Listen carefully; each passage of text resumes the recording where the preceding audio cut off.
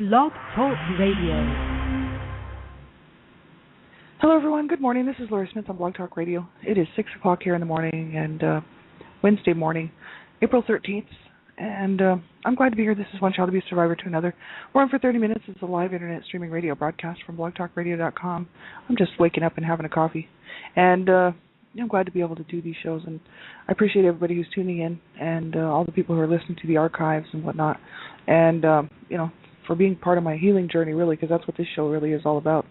And it's great to be able to continue to do these shows. I really have no idea how long I will be doing them or how long I have been. I didn't really realize I'd be doing them for so long, actually. So thanks, everybody, for tuning in. I know I have a lot of shows, and it's hard to keep up with all my shows, including, for myself even. So I do appreciate everybody who's tuning in. I'm not a counselor or therapist. I say this on every show just in case somebody's listening for the first time. And I'm just a private citizen paying to do my own blog talk shows.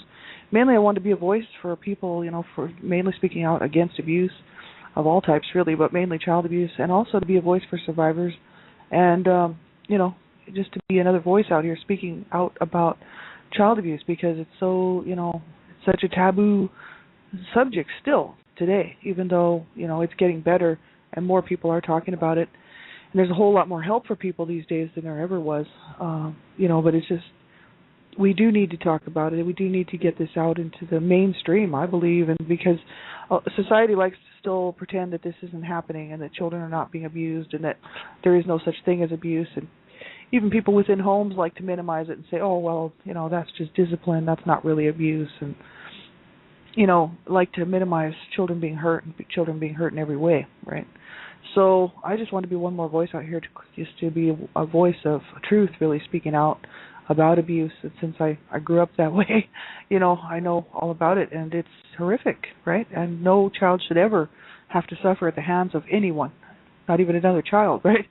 So it's absolutely horrific that people, especially adults, can do these things or will do these things to children, and then society says, oh, there's no such thing as abuse, or, oh, it's just, get over it, this type of stuff. You should be able to just get over it. I've had people tell me that, and it's kind of like, well, okay, if you can walk about 5 minutes in my shoes with the knowledge in my brain and what has happened to me, and also with the physical, disabilities really of being abused as a child all the way up through my youth, and then not taking care of myself because of the abuse, it'd be pretty horrific for somebody to step into my shoes. And I know that's how I feel about other people, other survivors. If I had to step into their shoes and experience what they experienced, it would be absolutely horrific, and it would just twist a person's mind to know what many people have gone through, because it is very twisted and very psychologically damaging. And so I really just want to be one more voice. So you have to listen at your own discretion, and to all of my shows, really, because I'm talking about abuse, and I just think that people should know what's good for them to listen to. And, if you think the topics of abuse or violence or anything like that might bother you, then you need to turn the show off, right? It is clearly like your decision to listen, so you make the right decision for yourself. And young people under the age of 18, you should have permission to listen to my show from somebody, an adult. So hopefully you have a person in your life, a caregiver or a parent who cares about what you're doing online, because I have no idea how young the people are who are listening to my shows. So make sure you have someone listen to the show with you who's older, who can help you make a decision whether you should be listening or not. And mainly that's because there's a lot of adult content on my shows, even though it's all about stopping child abuse. I'm talking about abuse, and it's a very sensitive subject. And a lot of young people may have not heard a whole lot about it, and may wonder what I'm even talking about with a lot of the stuff that I do research and look into. So you make sure you have someone listen to the show with you, just so they can help you decide if you should be listening, and also they can help you if you have questions, right? So thanks, everybody, for being here. We're going to get right into this topic that I was looking at really since Monday, and this particular topic is, I was just looking around for information regarding unwantedness, child abuse, unwantedness, and a child being unloved, unwanted, and there's not a whole lot out there, because it really falls into the category of neglect, and also whether it's physical or emotional neglect, and then it sort of also falls into the category of psychological abuse, emotional abuse, and even like neglect, even physical neglect, unwantedness, right?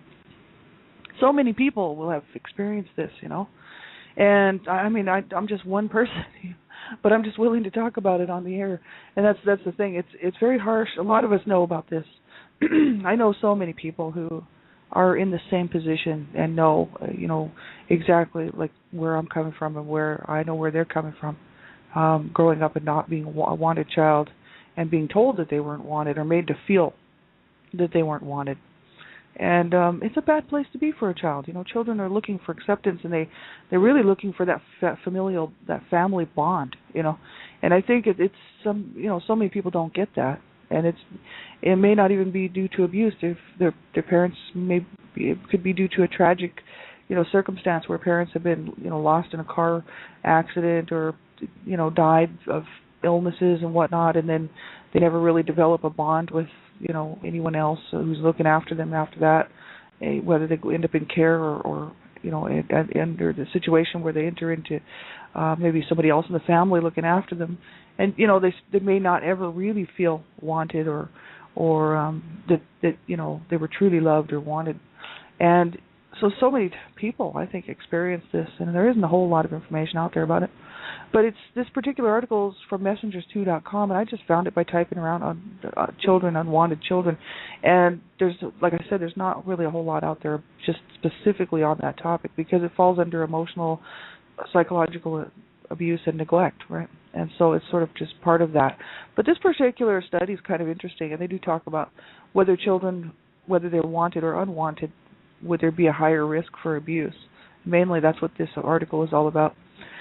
Kind of talking about abortion as well, and things like this. But there are some interesting little tidbits of information that they did talk about from tests, like from research that they had done looking into this situation, and what children kind of go through when they know that they were not wanted, what it kind of causes them to go through, and taking a look at the fact that it didn't seem to matter whether a child was wanted or unwanted. Abuse was still present in the case studies that they looked into. So many people said that they did want their child, but they abused them anyway. And then some people said no, they didn't want their children and they abused them anyway. So it didn't seem to matter.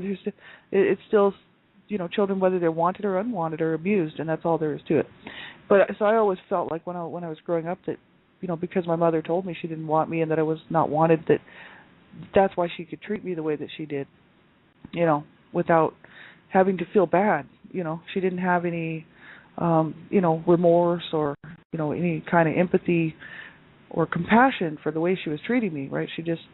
That she was perfectly okay with what she was doing to me, and mainly, and some of my siblings too, but mainly me.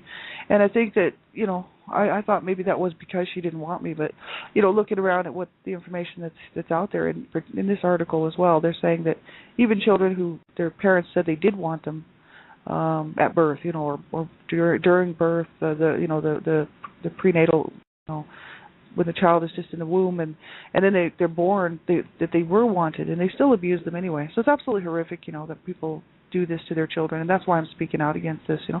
I have a good friend here in the chat room. I have a couple of people here in the chat room, and I've got Maisie here. Good morning, and I'm glad to see you. And so this is really something, to grow up just knowing, even, or even thinking, right, that your parents or a parent didn't want you, and so many people, like I said, probably can totally relate to this.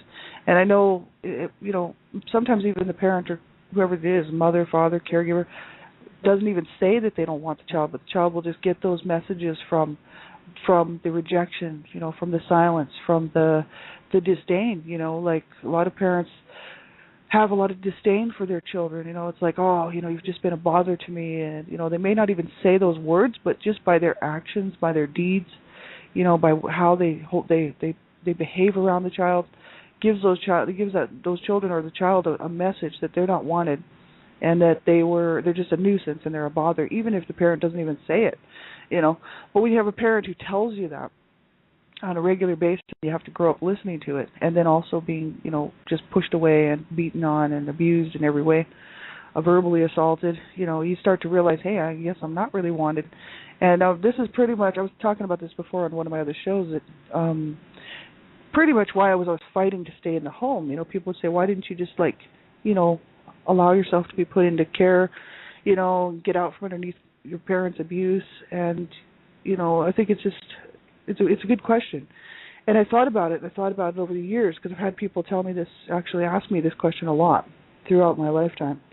And I had to come to the realization that really I was fighting to stay in the home. I was fighting to gain my parents' love. I was always trying to force them to care about me, and to want me in the family, right? Because there was 7 children. I was the last born. I didn't think I was all that bad of a child compared to some of my siblings, and who were doing a lot of bad things. And so I kind of thought, well, why am I being segregated out here as the one that my parents don't want? And really, it wasn't my dad so much. My dad treated us all the same, all the siblings. But my mom did not do that. She loved her boys. She didn't love her girls that much, and she had a real thing for her boys. She loved her boys, and she used to say, "I love my boys," but she would never say, "I love my girls," and she would never say, "I love you" to me, right, or to my sister. We never heard those words from her mouth. She'd say stuff like, "I hate you," and "You're worthless," and "You didn't mean anything to me," and "I wish you were dead," stuff like this. Like, we had to listen to this stuff. Even my other sister did too, right? And it's horrific to have to hear that from your parent. And so I was always kind of fighting to stay in the home, because they were never, like my mom especially, was never threatening to throw out my brothers, and they were doing time for all kinds of stuff, like bad, criminal activity, and also just a lot of issues with drug use and all kinds of crazy stuff. And my mom was not threatening to throw my brothers out, never did throw them out. And then when I was growing up, pretty much from the age of I'd say 11, 12 and on, she was always threatening to throw me out until I was, obviously an older teenager and could have left anyway. But so there was a period of time there, probably from right about there, I'd say about 11 years old, 11, 12, 13, that I was just forcing them to have to deal with me. I was like, "You're dealing with me. I don't care. You popped me into this world. You brought me in, and you're not putting me in foster care. You're not putting any of the other siblings in foster care, and you're not throwing them out of the house. You're not beating on them and throwing them out," which is what she used to do to me. And and then try to make them feel like they're not wanted. You know what I mean? And here, look what you're doing to me.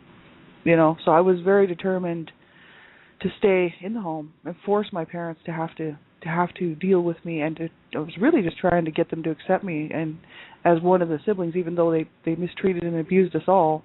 I wanted to be, there's that whole longing to be a part of something. A child is always looking, to be a part of that, of a family situation or a part of something, right? So I think that's what the issue was. And so it really showed me, the fact that, wow, I really wasn't wanted, and that had I disappeared and actually run away, my parents would not have looked for me. And I think that that's something a lot of people think, no way, that's not true. And actually it is very true, because I used to disappear for weeks at a time, and my parents did not care where I was. They would not have ever looked for me. They would have just been like, "Oh, well, she's gone, good." There's one less thing we have to deal with, you know what I mean? Because they really were not, I wasn't treated like a child. I wasn't treated as one of their children, or I was just a thing, an object that was in the house that was causing them a lot of problems, and they weren't happy, having to deal with me, right? It's kind of like, oh, it's just another creature, They didn't look at us as children that should be loved and taken care of and nurtured, right? So I was just this thing that was there. So when I was gone, it really didn't matter. So, I was just kind of really one of these throwaway children. I could have just disappeared, and they would have not even cared or bothered to even probably alert the police. And that's the issue. I was determined. I was like, no, you are going to have to deal with me, and I will be here in your face, whether you abuse me or not, because I'm going to force you to see that I'm your child and that you should have cared for me. And I actually used to write them little letters. I don't have those letters like both my parents actually probably threw them away or whatever. But I used to actually write stuff to them, especially when I was an older teen, because I had already been abused by them for my whole life. And I really didn't care if they killed me. I was like, you can kill me if you want to. I'm writing this letter to you. And, I want you to know how you've made me feel. And I actually used to do this to them. And, of course, that made them hate me even more. It really did, because I would just tell it like it was. I'd just tell them, you guys, you should love your children. You should treat your children right. I was probably one of the only I'd say I was the only sibling that was actually doing that. The rest of my siblings were not doing that, and they were being abused too, but they were just taking it and just going with it. And for myself, I really hated to see what was happening. It always bothered me.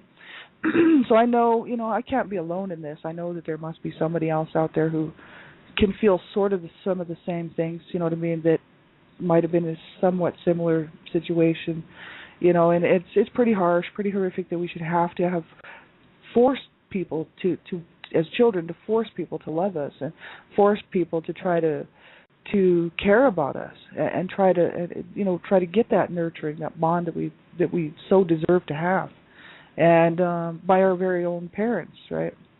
And so that's very, very sad. And so I just feel like this is an issue that I'm still working through quite a bit all the time, because my inner child is just still sitting there, feeling very much unwanted, even though I do a lot of inner child work. I'm still working on that. And so it's an issue, to always know, in the back of your mind, like as an adult, I'm almost 46 years old, and I still sit around and the same feelings are there. You know what I mean? It's not like those feelings really ever went away. I mean, I know what I meant to my parents, right? And so it doesn't matter whether I was 25 or 45. What's the difference in the age? It really doesn't matter. That inner part of me that was a child, that still is a child, really was suffering and is suffering because of just knowing that I was not wanted, and that so for me as an adult, it's hard for me to.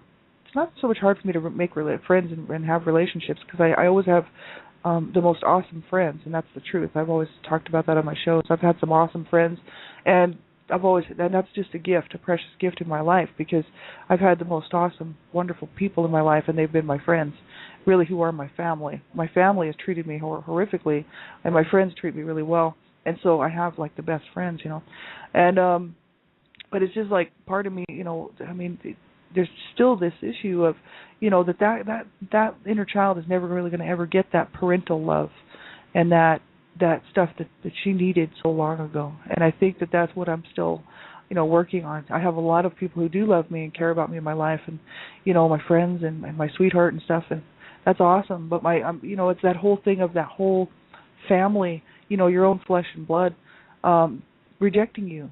It's complete rejection, and I think that so many of us have experienced that, and there's really no way to get it back.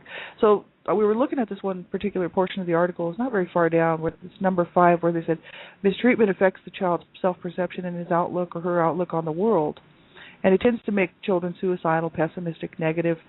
Children who are physically abused tend to anticipate a violent death. And I mean, this is information that pretty much is accepted worldwide as far as emotional, psychological damage because of abuse. That many children, have this really negative self-perception, obviously because of being abused or mistreated, neglected.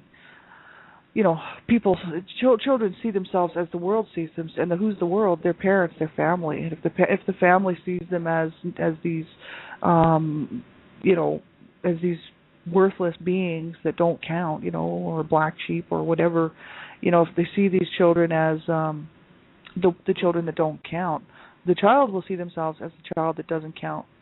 It's a mirrored reflection, right? And so if the parents love the child and the parents love themselves, then the child knows how to love other people and how to accept love, and will also generally love themselves and everybody else, because it's a mirrored reflection, right? The children are basically a mirrored reflection of their parents.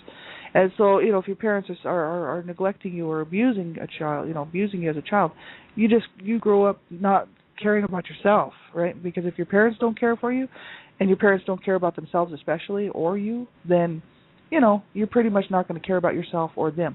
And it's going to be, that your outlook on the world is completely shattered. It's not at all healthy, and it's not the way that children should grow up, but so many of us do grow up that way.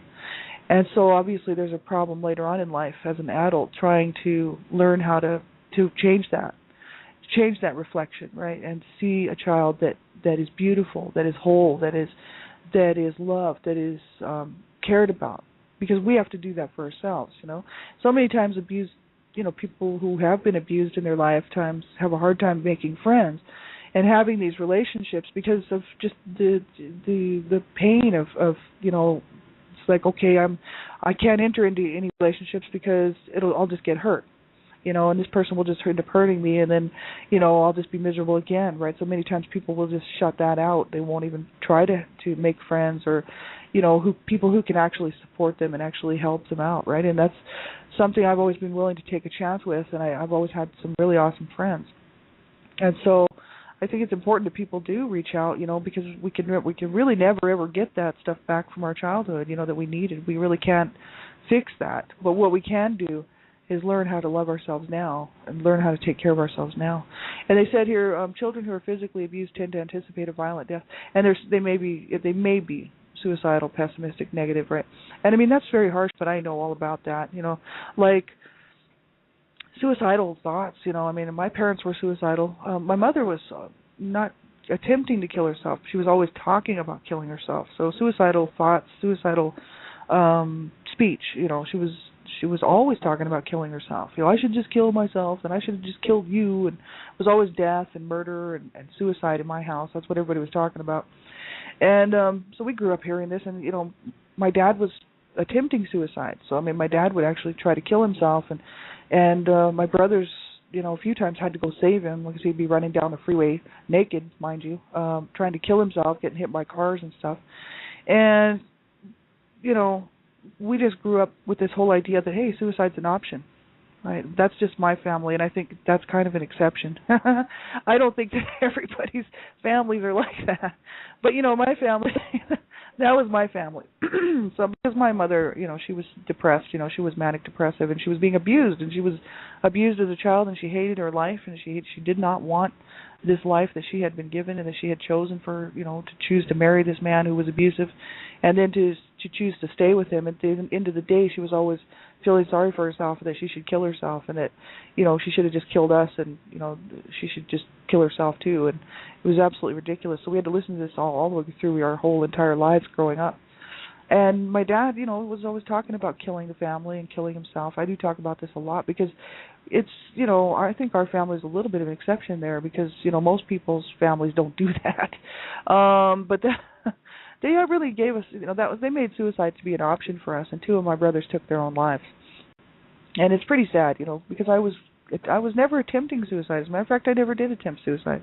But I was always contemplating suicide and thinking about it, and it was an option for me, and that's pretty sad that a person could get to the point where it was an option for them, And I mean, as a child, I wasn't thinking about killing myself. What I was hoping was that my mother would kill me, because my mother was always bashing me in the head, battering me around, really beating on me. And I thought one of these days she's going to kill me. And I thought, yeah, well, that won't be such a bad thing. And I started to realize that even if she did kill me, it would put me out of my pain and misery. So then I started to tell her that, I'd be like, just go ahead and kill me. I don't care, because I was really kind of hoping that she would. That's how much pain I was in as a child. I mean, that's horrific. And, that's pretty sad that parents could push their child to feel like that at about the age of 10. That's about when I started feeling like that, 10, 11 years old. And I didn't care about living anymore after that. My soul had been murdered. And, that's what they call it, soul murder. And, when I was 12, 13, I started doing a lot of drugs. And I would just do drugs until I passed out. I wouldn't just do a small amount of drugs. I mean, I would just do drugs and continue to do drugs until I would just pass out and overdose and whatnot. And, it's horrific, you know what I mean, like what that does to a child. And then growing up all the way through to about the age of 21, not caring really about myself and not caring where I ended up or, what happened to me really. Until about the age of 21 when I started to realize that, my brother killed himself at that point at the age of 33, and I was 21, or I was just turning 21, actually, I was 20, and, I thought, man, this is my life, and, that's going to be my life, because I was, he was a cocaine addict, and I was doing a lot of cocaine and crank and speed and whatnot, and I thought, man, I'm going to end up just like that. I'm going to end up dead, either killing myself, or I'll end up in the gutter. I'll end up, because I had already been in the gutter, but I was like, I'm going to end up dead in the gutter, and I'm going to be, this is my life. I took a good, long, hard look at what my future was, doing what I was doing, and I wanted to change it. So I started to make changes about the age of 21, and, it took me it's taken me my whole life to get where I am today, right? Obviously, it takes us as long as it takes us, and, but I'm really glad that I chose to get off the drugs, and that was probably one of the best decisions I've ever made for myself, and, just anticipating a violent death. I mean, I always anticipated a violent death. I thought my mother would finally end up, bashing my head in and kill me, or that my dad would kill me, because my dad was always threatening to kill the whole family. It wasn't just me. Like, my dad used to walk around at night saying, I'm going to kill the whole family tonight while you're sleeping, because God would want that, And so we'd have to go to sleep, and of course we're not really wanting to sleep, but I had to go to school the next day. So, you're sort of staying awake as long as you can till you finally drift off. And I used to think, oh, well, if he kills us, he does. You know what I mean? I got to the point where I was like, if he comes in and kills me, there's not much I can do about it. But I used to sleep with a knife under my bed from about the age of, I'd say, 8, 9, somewhere in there. I'd say right around 8 years old, 9 years old. And that was mainly for my dad, because I seriously thought that my dad would come in and kill us. I wasn't so much concerned about my mom. I thought my mom would kill me during a beating because she was vicious and violent, and I thought, yeah, one of these days she's just gonna overdo it. That'll be the end of me. But my dad was more concerned about the middle of the night type sort of thing, sneaking up on you and killing you in the middle of the night. So I was concerned about that, and I think all of our family was actually. And this is just the way we grew up. So, my whole world anticipating a violent death was something that absolutely I did. My brother was killed and murdered at the age of 19, and Chesley, one of my brothers, and he was just 19 years old, and I was just turning 8, so I was 7, just going, 7.5 probably, or almost 8 when he was killed, and it was absolutely horrific. It was a violent death, and I this was just part of my life. My world was just violence, abuse, watching my parents batter each other, bash each other. My mom would bash my dad in the head with stuff, and my dad would be beating on my mother, and just this whole violence, violent, growing up in a violent home, having violence, done against me personally, attacked and assaulted violently by my mother mainly, also by my dad, but my mom was my main abuser. My mom was really my main abuser. My dad would get a few beatings in there when he could, but my mom was really the one who was harshly, treating me harshly, right? So I totally anticipated a violent death, right? And I lived my life according to that. With the drug use and wrecking cars, I didn't care if I wrecked my cars, and I didn't care if I lived, right? So, I was quite crazy. I was a crazy driver and, sadly enough, putting other people at risk as well. I had car accidents and, it was pretty horrific. And people said, well, we knew you were a crazy driver and we got in the car with you anyway.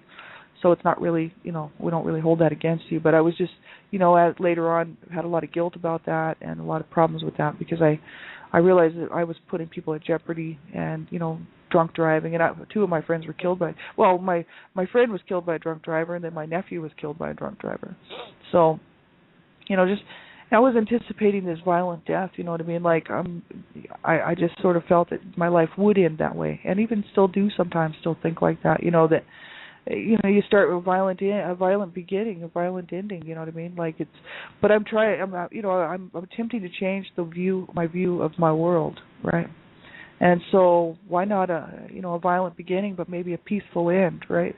And that's really where my heart is at right now, because I realized that I don't have to destroy my life. So that was, as a child, I was really, because my parents were destroying my body and destroying my mind and my spirit, my soul, and every part of me. My sibling had destroyed my sexuality, my body, and I thought, I'm damaged, I'm ruined, right? This is things that used to go through my mind as a young person, right? And I thought life is just kind of over for me, so if I die, it doesn't really matter if I die a violent death or whatever. And I wasn't looking for, a peaceful solution because my whole life had been, this mess of violence. So, as I got older, I started to realize, it doesn't have to be that way. That's the whole issue. It doesn't have to be a violent, tragic. I was so used to living in trauma and living with a lot of, dysfunction, psychosis, that I kind of felt like if it wasn't there, then life was pretty boring, right? So, but I changed my mind on that. And I realized that, life doesn't have to be about hurting. Life doesn't have to be about pain. It doesn't have to be about, misery and depression. And I've found that out now. See, this is the thing. I'm on the other side of that. But before I wasn't, and I was on the other side of it, and looking at just in a hell, And so now I'm on the other side of that. And so that's why I say, hold out for better days. But you have to look for them, and you have to search them out, and you have to want them, And you have to look for good stuff in your life, and look for good people. And, and don't allow yourself to be abused, and don't allow yourself to be mistreated by anyone as an adult. We certainly didn't deserve what we got as children, but we can change that now, But it is ultimately up to us. So that's the thing we have to do. So tomorrow we're going to look at children tend to attribute mistreatment first to parental immaturity and then to marital conflict when given a variety of choices regarding causation. And we'll just continue on with this article. And this was from www.messengers2.com. So thanks, everybody, for being here. Have a great day. I'll be back on tonight. You can check my show page.